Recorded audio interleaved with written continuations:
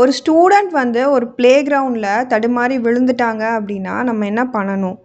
அதே மாதிரி வீட்டில் ஏதோ கேஸ் லீக் ஆகிற ஸ்மெல் வருது.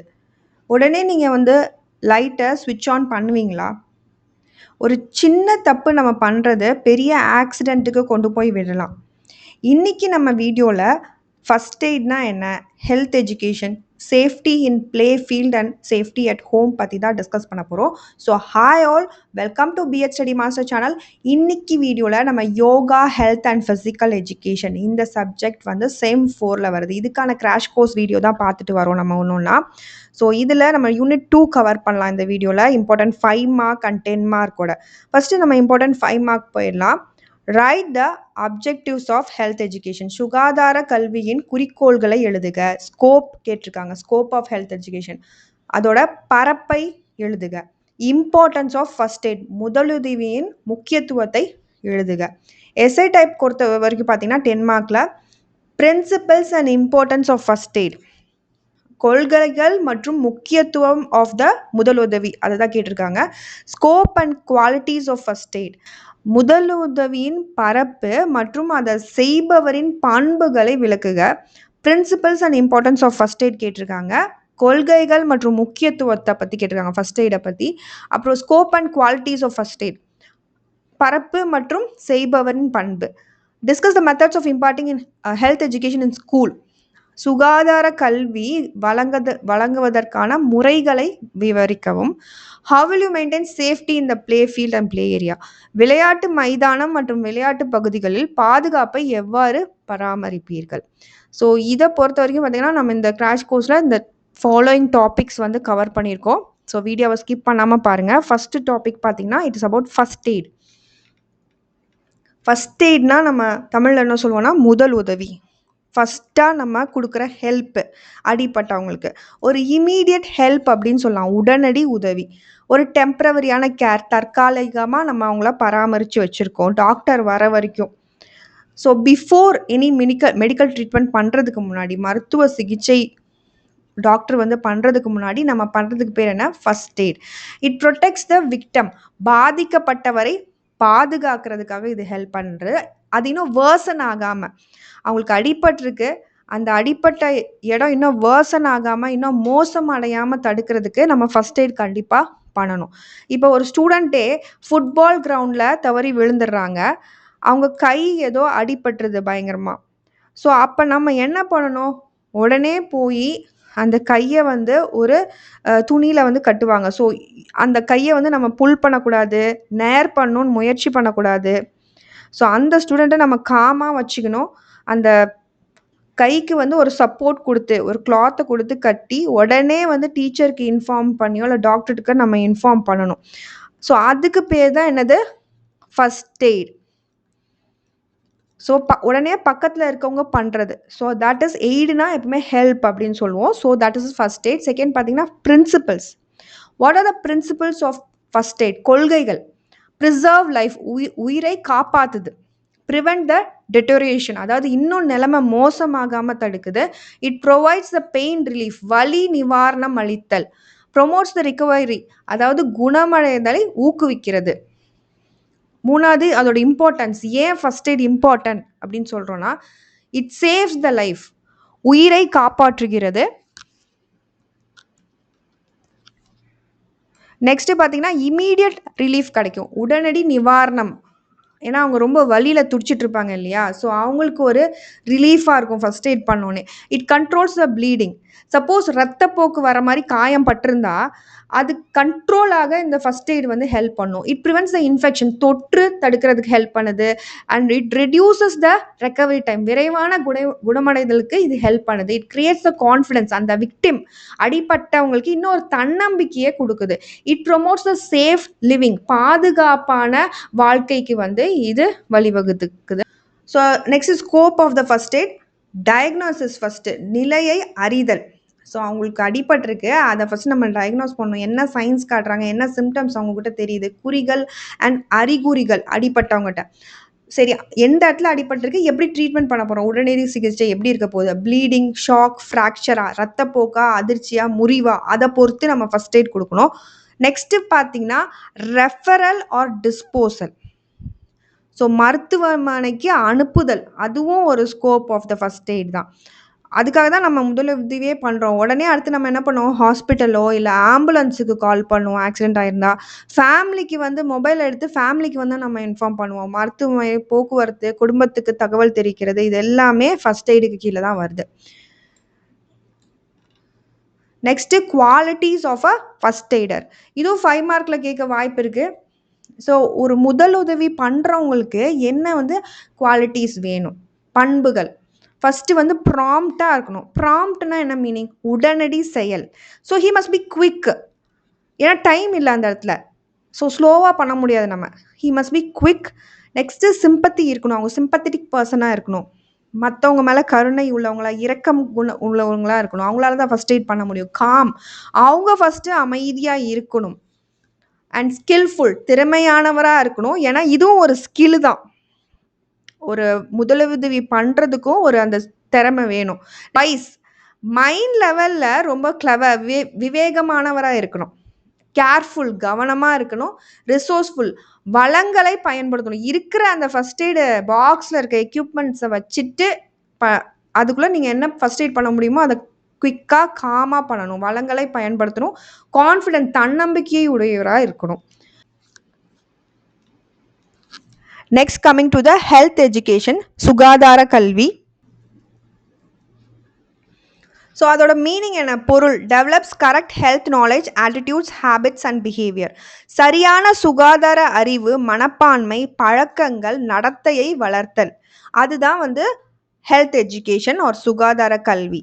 எய்ம் வந்து ஹெல்த்தி லைஃப் ஸ்டைலுக்காக தான், ஆரோக்கியமான வாழ்க்கை முறைக்காக தான் இந்த கல்வி எஜுகேஷன் தேவை அப்படின்னு சொல்கிறாங்க. இப்போ ஒரு குழந்தை வந்து அடிக்கடி ரோட் சைட்லேருந்து சாப்பாடு வாங்கி சாப்பிடுவாங்க அப்படின்னா, இப்போ அன்கவர்டாக இருக்கும்ல, அதை மூடிலாம் வச்சுருக்க மாட்டாங்க, அவ்வளோ ஹைஜீனிக்காக வச்சுருக்க மாட்டாங்க. ஸோ டெய்லி அந்த ஃபுட்டை சாப்பிட்றனால அவங்களுக்கு அடிக்கடி ஸ்டொமக் பெயின் அப்படின்ற விஷயம் வருது.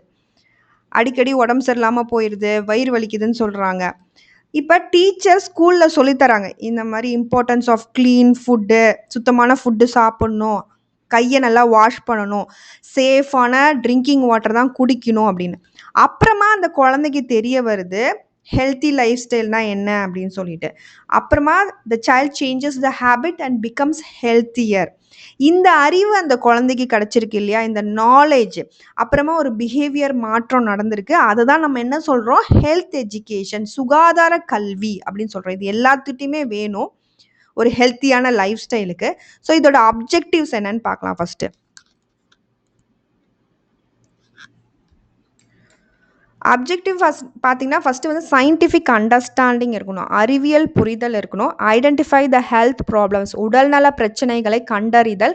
ஹெல்த் அவேர்னஸ் இருக்கணும், சுகாதார விழிப்புணர்வு இருக்கணும். சயின்டிஃபிக் டெசிஷன், அறிவியல் முடிவெடுத்தல் அவங்கக்கிட்ட இருக்கணும். அதுக்காக தான் நம்ம இந்த கல்வி எல்லாருக்கும் வேணும் அப்படின்னு சொல்கிறோம். ஏன்னா சிலது மூட நம்பிக்கைகளாக நம்ம ஃபாலோ பண்ணிட்டு வருவோம் இல்லையா, அது மாதிரி இல்லாமல் சயின்ஸை பொறுத்து நம்ம அந்த ஹெல்த்தை பார்க்கணும். அந்த ஒரு வியூ எல்லா பப்ளிக்ட்டையும் வேணும். ஹெல்த்தி பிஹேவியர் இருக்கணும், நல்ல சுகாதார நடத்தை. அது பிஹேவியர்லேயே தெரியும். பொல்யூஷனை பற்றின அவேர்னஸ், அப்போ தான் நம்ம ஏர்த்தை பாதுகாக்கணுன்ற ஒரு முயற்சி எடுப்போம். மாசுபாடு விழிப்புணர்வு, ஃபஸ்ட் எய்ட் நாலேஜ், முதலுதவி அறிவும் இதில் அடங்கும். அண்ட் ஃபேமிலி லைஃப் எஜுகேஷன், குடும்ப வாழ்க்கை கல்வி. ஃபிசிக்கல் ஆக்டிவிட்டீஸ், உடல் செயல்பாடுகள். ப்ரிவென்ட் த ஹார்ம்ஃபுல் ஹேபிட்ஸ், தீய பழக்க தடுப்புக்காக. ஹெல்த் ஆர்கனைசேஷன், சுகாதார அமைப்புகள். ஸோ அதுவும் வேணும் நமக்கு. ஆஸ் ஒரு சொசைட்டியாக நம்ம முன்னேறணும்னா ஹெல்த்தியான சொசைட்டியாக இருக்கணும் நம்ம. And face the modern hazard. So ஒவ்வொரு நாளும் ஒவ்வொரு சுகாதார சீர்கேடு நம்ம ஃபேஸ் பண்ணிகிட்ருக்கோம். அதை ஃபேஸ் பண்ணுறதுக்காக நவீன சுகாதார ஆபத்துலேருந்து பாதுகாக்கிறதுக்கு வேணும். நெக்ஸ்ட்டு பார்த்திங்கன்னா scope.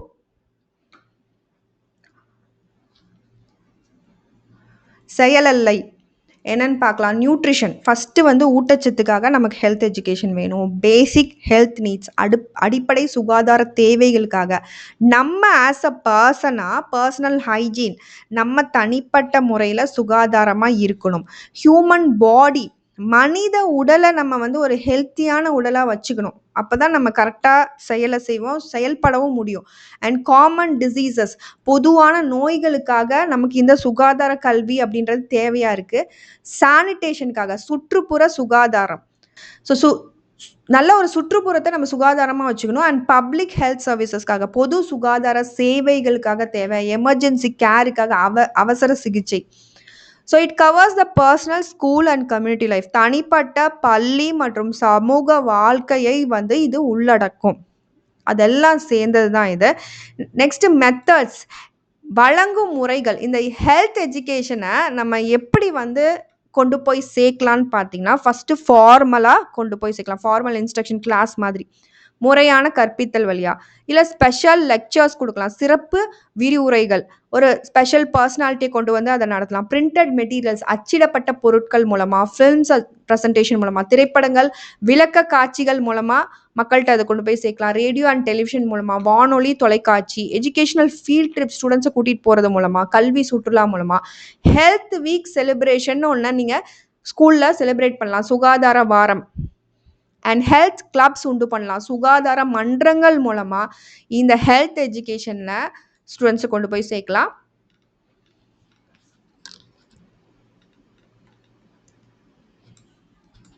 Next topic, safety in the play field and play area. விளையாட்டு மைதானம் மற்றும் விளையாட்டு பகுதியில் பாதுகாப்பு.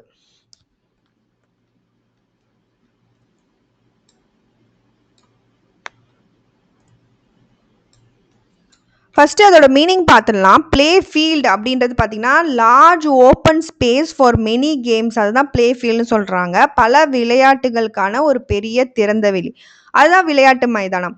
ப்ளே ஏரியான்றது பார்த்திங்கன்னா ஒரு சின்ன area for a specific activity. So குறிப்பிட்ட செயல்பாட்டிற்காக ஒரு சிறிய இடம், அதுதான் ப்ளே ஏரியா அப்படின்றது. ஸோ இதுலேயும் நம்ம சேஃப்டியை வந்து கொண்டு வரணும். ஏன்னா குழந்தைங்க விளையாடுறது இல்லையா, ஸ்கூலில் ப்ளே ஏரியா வச்சுருப்போம், ப்ளே ஃபீல்டு இருக்கும். ஸோ அதை எப்படி நம்ம சேஃபாக வச்சுக்கிறது?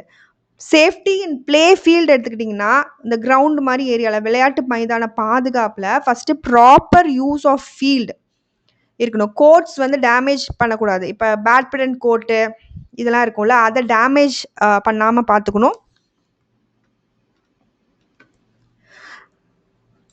சப்போஸ் டேமேஜ் ஆயிருந்தாலும் அதை வந்து நம்ம சரி பண்ணிடணும் உடனே. ஸ்பேஸ் பிட்வீன் த கோர்ட்ஸ் வந்து கரெக்டாக இருக்கணும். ஏன்னா அது இப்போ தான் கொல்யூஷன், ஒருத்தர் இடிச்சிக்க மாட்டாங்க. சரியான இடைவெளியோடு இருக்கணும், மோதலை தவிர்க்கணும். And clean field, remove the glass, nail, stones from the field. அதாவது துப்புரவு பணியாளர்களை வந்து அந்த கண்ணாடி, ஆணி, கற்களை உடனே வந்து அகற்ற சொல்லணும். லெவல் கிரவுண்ட் இருக்கணும். ஸ்டாக்னன்ட் வாட்டர், தண்ணி நிற்கக்கூடாது. மெயினாக சமதரை இருக்கணும். நீர், அதாவது ஒரு மழை பெஞ்சா உடனே கிரவுண்டில் தண்ணி நிற்கக்கூடாது. ஃபர்ஸ்ட் எய்ட் பாக்ஸ் உடனே பக்கத்தில் வச்சுருக்கணும். அருகிலேயே வந்து முதலுதவி பெட்டியை வச்சுருக்கணும். சேஃப் எக்யூப்மெண்ட் ஸ்டோரேஜ், விளையாட்டு பொருட்கள் பாதுகாப்பாக சேமிக்கப்பட வேணும். சேஃப் ட்ரிங்கிங் வாட்டர், தூய குடிநீர் வசதி. Sun protection, shade, rest and shelter, வெயில் பாதுகாப்பு, நிழல் ஓய்விடம் இருக்கணும். ஏன்னா சப்போஸ் யாராவது மயக்க போட்டு விழுந்துட்டா கூட ரொம்ப தூரம் போகிற மாதிரி இருக்கக்கூடாது, பக்கத்துலேயே ஒரு ஷேடான பகுதி இருக்கணும். சேஃப் பவுண்டரி வால் ஆர் ஃபென்சிங், பாதுகாப்பான எல்லை சுவர் அல்லது வேலி வேணும். டீச்சர் சூப்பர்விஷன் வேணும். ஆசிரியர் வந்து ஒருத்தவங்க அவங்கள கண்காணிச்சுட்டே இருக்கணும் ஸ்டூடெண்ட்ஸை. நெக்ஸ்ட்டு பார்த்தீங்கன்னா சேஃப்டி இன் ப்ளே ஏரியாவில், அந்த ஸ்மால் ஏரியான்னு சொல்கிறோம்ல, அங்கே இப்போ பேட்மிண்டன் கோர்ட்டு, வாலிபால் கோர்ட்டு, அந்த மாதிரி பாஸ்கெட் பால் கோர்ட்டு, இப்போ செப்பரேட் ஏரியா கொடுத்துருப்பாங்க ஒரு ஆக்டிவிட்டீஸ்க்கு, ஒவ்வொரு விளையாட்டுக்கும் தனி இடம். அதில் கிளியர் பவுண்ட்ரி மார்க்கிங்ஸ் மாதிரி போட்டிருக்காங்க. தெளிவான எல்லை கோடுகள் நம்ம போடணும். Long jump pit, sand, no sharp objects இருக்கணும். அந்த இடம் நல்லா வந்து எந்த விதமான கல்லோ இந்த கண்ணாடி மாதிரி பொருட்களோ, ஏன்னா தாவி குதிப்பாங்க அதில். ஸோ மென்மையான மணல் அங்கே இருக்கணும். ஹை ஜம்பை பொறுத்த வரைக்கும் பார்த்தீங்கன்னா மேட் அண்ட் குஷன்ஸ் இருக்கணும். உயரம் தாண்டுதல், ஸோ இதில் பாதுகாப்பான மெத்தைகள் இருக்கணும் அப்படின்னு சொல்கிறாங்க. இன்ஸ்பெக்ட் த எக்யூப்மெண்ட் ரெகுலர்லி, உபகரணங்களை சரி செய்யவும் அடிக்கடி நம்ம சரி பார்க்கணும். Proper sports dress and shoes வந்து போட்டிருக்கணும். பொருத்தமான உடை காலனி இருக்கணும். Use the equipments properly, wait for your turn. சரியான உபகரணங்களை வந்து நம்ம உபயோகிக்கணும். முறையாக வந்து அதை வந்து பாதுகாக்கணும். Swing, slides, no pushing or jumping, ஊஞ்சல், சறுக்கில் தள்ளுறது, குதிக்கிறது, இதெல்லாம் அவாய்ட் பண்ணும். Avoid wet, slippery, hot equipment, ஈரமான, வழுக்கிற, சூடான அந்த ஒரு ஸ்விங்கோ அந்த ப்ளே ஏரியாவில் இருக்க ஐட்டம்ஸை நம்ம போய் தொடக்கூடாது. Safe landing on both feet இருக்கணும். ஸோ இரு கால்களையும் பாதுகாப்பாக நம்ம வந்து தரையிறங்கணும்னு சொல்லியிருக்காங்க. நெக்ஸ்ட்டு பார்த்தீங்கன்னா ஜென்ரல் சேஃப்டி ரூல்ஸ், பொது பாதுகாப்பு விதிகள். ஜென்ரலாக explain the rules before play to the students. முன்னதாகவே விதிகளை வந்து ஸ்டூடெண்ட்ஸ்ட சொல்லிடணும். புஷ் பண்ணக்கூடாது யாரையும். Inspect the field and surroundings.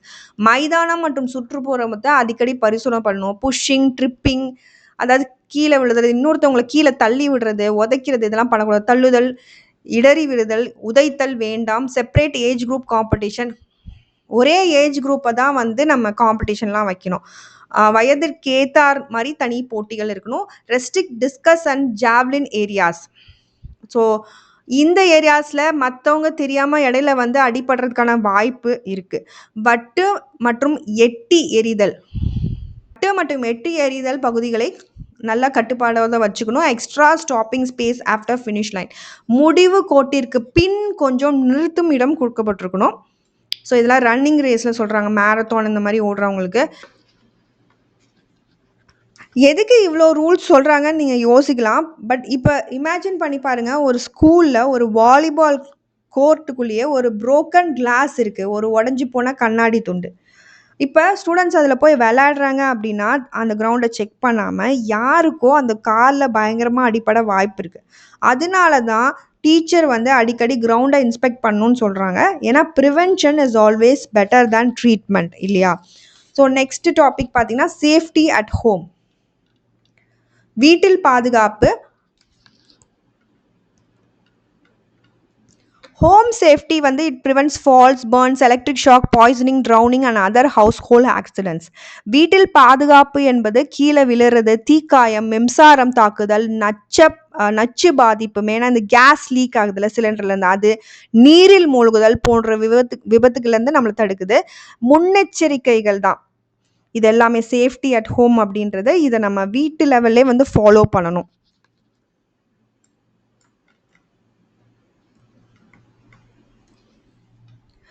First fire and gas safety. இப்போ நம்ம கிச்சன்லே கேஸ் ஸ்மெல் வந்துச்சு அப்படின்னா உடனே வந்து லைட்டையோ ஃபேனையோ சுவிட்ச் ஆன் பண்ண மாட்டோம் இல்லையா? போடக்கூடாது, ஏன்னா ஃபயர் ஆயிரும். You have to close the gas வேல்வை க்ளோஸ் பண்ணிவிட்டு டோர்ஸ் அண்ட் விண்டோஸை திறந்து வச்சிடணும். ஒரு சின்ன எலக்ட்ரிக்கல் ஸ்பார்க் தான் ஆக்சுவலாக. ஒரு சின்ன ஸ்பார்க் வந்தால் போதும், அந்த கேஸ் ஸ்மெல்க்கு ஃபயர் ஆக வாய்ப்பு இருக்குது. அதனால தான் நம்ம வந்து எப்பவுமே காஷியஸாக இருக்கணும்னு சொல்கிறாங்க. ஸோ அதனால ஹோம் சேஃப்டி ரூல்ஸ் தெரிஞ்சுக்கணும். ஒரு என்டையர் ஃபேமிலியை நம்ம காப்பாற்றலாம் இந்த ரூல்ஸ் தெரிஞ்சிச்சு அப்படின்னா. தீ மற்றும் எரிவாயு பாதுகாப்பு என்ன?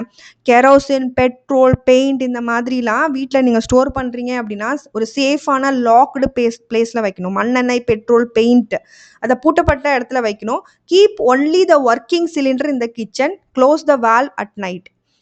ஸோ ஒர்க்கிங் சிலிண்டர் மட்டும்தான் கிச்சனில் வச்சுருக்கணும். ஸோ அதை வந்து சமையலறையில் வச்சுருக்கணும். இரவில் வால்வை மூடவும்.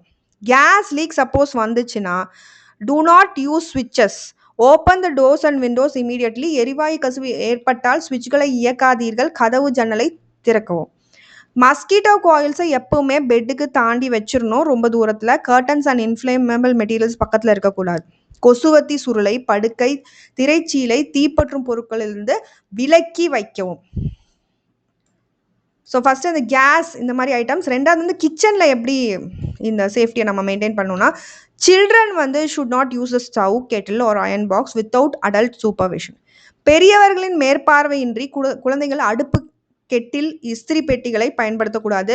காட்டன் கிளாத்ஸ் தான் போட்டிருக்கணும். லூஸ் சிந்தட்டிக் கிளாத்ஸ் நம்ம மோஸ்ட்லி வேர் பண்ணக்கூடாது. பருத்தி ஆடைகளை அணியவும். தளர்வான செயற்கை நார் ஆடைகளை தவிர்க்கவும் கிச்சனுக்குள்ள. அது கிச்சனில். நெக்ஸ்ட் பார்த்தீங்கன்னா bathroom or staircase safety. அது எப்படின்னா clean water and oil spills இமீடியட்டாக. ஏதாவது ஒரு இடத்துல தண்ணி கொட்டிருச்சு, ஆயில் கொட்டிருச்சுன்னா உடனே அதை க்ளீன் பண்ணும். டைம் எடுத்து க்ளீன் பண்ணுற அதெல்லாம் இருக்கக்கூடாது. Keep the bathroom and toilet floors try, clean and நான் ஸ்லிப்பரி. குளியலறை, கழிப்பறை, தரையை உலர்ந்த வழுக்காததாக வச்சிருக்கணும். ஏன்னா பெரியவங்க, கிட்ஸு தான் இவங்க அடிக்கடி வந்து கீழ விழுந்துருவாங்க. Place ladders on a strong stable base. ஏணியை வலுவான நிலையான தரையில் வைக்கவும். Staircase should have hand rails and enough lighting.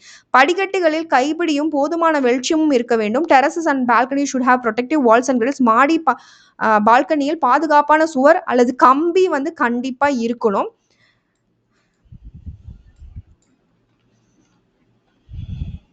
Next water and parking safety. நீர் ஒரு வீட்டிலனா எங்கெங்கெல்லாம் நம்ம சேஃபாக வச்சுக்கணும். நீர்நிலை மற்றும் வாகன பாதுகாப்பு எப்படி பண்ணணும்? Children should not play near wells, tanks, drums, open water containers. ஏன்னா அவங்க உள்ளே விழுந்துறதுக்கு வாய்ப்பு இருக்குது. கிணறு, நீர் தொட்டி, ட்ரம் போன்றவற்றிலிருந்து குழந்தைகள் விளையாடக்கூடாது. அதுக்குள்ளே இறங்கியோ அது கிட்டையோ அது நம்ம பார்த்துக்கணும். Children should not play near cars, 2 wheelers. கார்கள் அல்லது இருசக்கர வாகனங்களுக்கு அருகில் குழந்தைகள் விளையாடக்கூடாது. Next healthy home and supervision. ஆரோக்கியமான வீடு மற்றும் மேற்பார்வை. Open the doors and windows regularly for fresh air. தூய காற்றுக்காக கதவு ஜன்னல்களை தொடர்ந்து திறக்கணும். Young children should always be supervise while playing or using household equipment. சிறு குழந்தைகள் விளையாடும் போது வீட்டு பொருட்களை பயன்படுத்தும் போதும் பெரியவர்கள் மேற்பார்வை அவசியம். ஏன்னா குட்டி குழந்தைங்களாம் குட்டி குட்டி பால்ஸை கூட முழுங்கிடுவாங்க. அதனால நம்ம எப்பவுமே அந்த ஒரு காஷியஸோட இருக்கணும். Keep a first aid box, emergency number and fire extinguisher ready. முதலுதவி பெட்டி, அவசர எண்கள், தீயணைப்பு கருவி தயாரான நிலையில் எப்பவுமே இருக்கணும் அப்படின்னு சொல்கிறாங்க. So safety awareness plus first aid knowledge நமக்கு ஒரு பெரிய ஆக்சிடென்ட்டை ப்ரிவெண்ட் பண்ணலாம், நம்ம லைஃப்பை ப்ரொடெக்ட் பண்ணலாம். பாதுகாப்பு விழிப்புணர்வு மற்றும் முதலுதவி அறிவு அப்படின்றது விபத்து தடுப்பு மற்றும் உயிரை பாதுகாக்கிறது. So that's it. Hope you understood. Thank you all for வாட்சிங் மை வீடியோ. என் வீடியோ உங்களுக்கு பிடிச்சா லைக் பண்ணுங்கள், ஷேர் பண்ணுங்கள். கண்டிப்பாக பெல் பட்டன் கிளிக் பண்ணுங்கள். அப்போ தான் நாங்கள் ஏதாவது வீடியோ போட்டால் உங்கள் நோட்டிஃபிகேஷனில் வரும். உங்களுக்கு ஃபுல் டீட்டெயில்டான நோட்ஸ் வேணும்னா டெலிகிராம் சேனலை கண்டிப்பாக விசிட் பண்ணுங்கள். தேங்க்யூ.